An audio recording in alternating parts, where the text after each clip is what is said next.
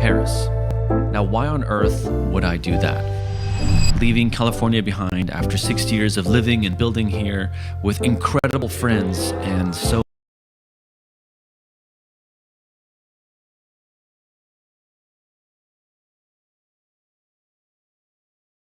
much history. Well, I think everyone reaches a moment in their lives where they sense that a chapter has ended and a new one needs to begin. And that's exactly where I found myself for a while now.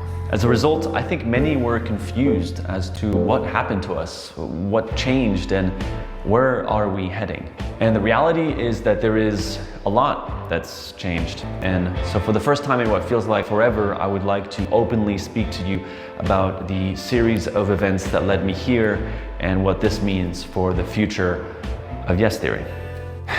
And so to understand where I find myself today, I would like to begin by asking you a question. How much of your childhood do you remember?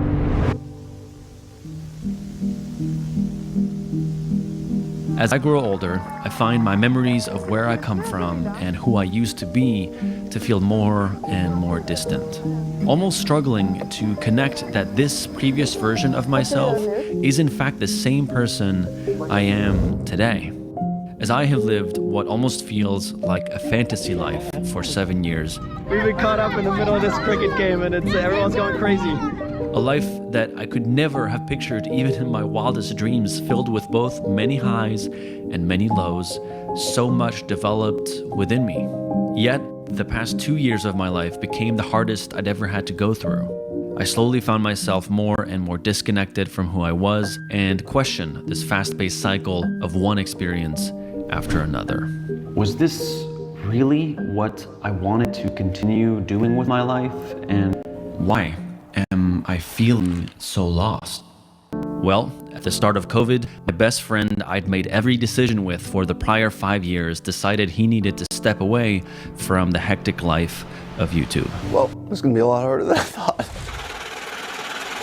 A few months later, my family sold our childhood home I'd lived in my entire life, during which I decided to fly back for a last chance to say goodbye.